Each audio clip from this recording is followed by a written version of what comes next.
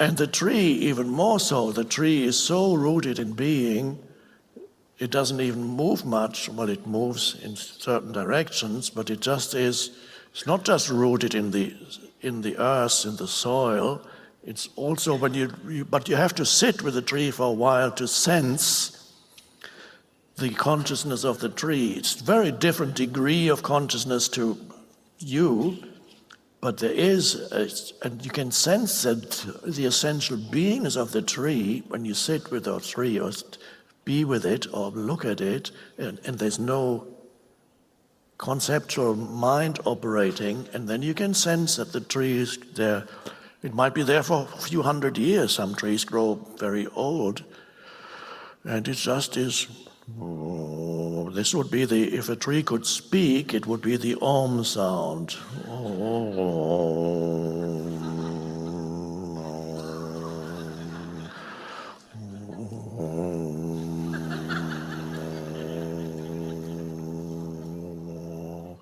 I've been here for 500 years. And the tree is rooted in being. It's not afraid of death. It just, it knows ultimately it's indestructible. But it on a very deep level. Humans were there too once. Humans had to move out of that into more and more form identity, more differentiation. They had to lose themselves completely in form and in thought in order to eventually transcend that and find themselves again. But when you find yourself again after losing yourself, there is an added dimension. So when you become aware of being and of being your essential beingness in the deep I, in some ways, yes, you share that with the dog and the tree, but there's an added dimension of knowingness that the dog and the tree don't have. And you have to lose something before you can appreciate it from the dimension of knowingness that is an added dimension when a human comes. So we are not, when I say your spiritual practice needs to be to invite spaces of pure awareness into your life as much as you can, and so that you are not continuously trapped in the stream of thinking.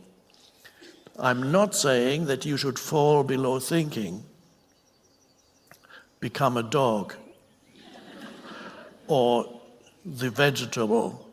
Now, the vegetable is perfectly happy being a vegetable, but it is not your destiny to become a vegetable again. It's not a question of falling below thinking, although many humans try that very successfully. Just have a few drinks. And you'll be extremely successful in falling below thinking.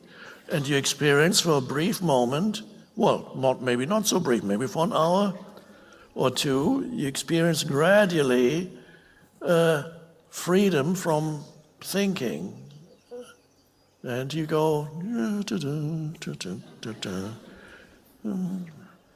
doesn't it feel great? You don't have to think about my problems anymore. I don't even know who I am anymore.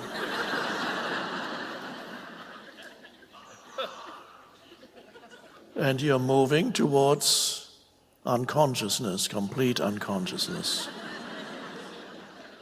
But you've become free of thinking. So, okay, you're falling below thinking. In many ways you can fall below thinking. Or you can rise above thinking, and that means an alertness. There's a relaxed alertness, and you go, oh.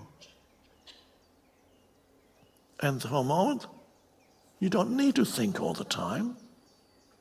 There are many times during the day where thinking adds nothing useful to that moment. Just practice, no thought. You're not falling below, you're rising above. Practice that alertness. Also catch it when it arises spontaneously, because it does. Even in people who have never heard of anything spiritual or spiritual awakening or the deep eye, even in them, if they're not totally mad yet, if they're not totally miserable every moment of their lives, and some people are, but if you're not totally miserable every moment of your life, then there must be little moments in your life when there is that thoughtless awareness, but you don't know it, but it's there. So for many people, it's there occasionally, and that keeps them sane, relatively sane. Not completely, but relatively sane. So they can look at something beautiful, spectacle in nature, and for a moment they go, oh, isn't that beautiful? But before they say, isn't that beautiful, there was that pure perception of the sunrise or the sunset or beautiful colors in the sky or whatever it may be. And they were just looking and going, ah. And for 5 or 10 seconds, there was just an awareness and the sense perception. And that is, and so they realized that made them feel so good. They think it's the sunset that did it, but that was only the trigger. What made them feel so good was that for a moment, the stream of thinking subsided, and the deeper I was suddenly there. And that's why they felt so deeply peaceful and alive. And then the next moment, it could happen when you are engaged in an activity that requires all your attention. You're surfing on the waves. Are you thinking about your problems? I don't think so. While you're surfing, riding the waves, are you thinking about my problematic life? No, you can't. If you're surfing, you need to be totally there, and there's no room for thinking. You just otherwise you won't be very good at it. Or you practice mountain climbing, steep rock walls. And you're not thinking, should I hang on to this thing or there, this rock, or should I put my hand there? Let me think about it. That doesn't work. This is a moment that requires your total presence. So you are forced into presence. And then you get addicted to these activities because you feel so good when you do them.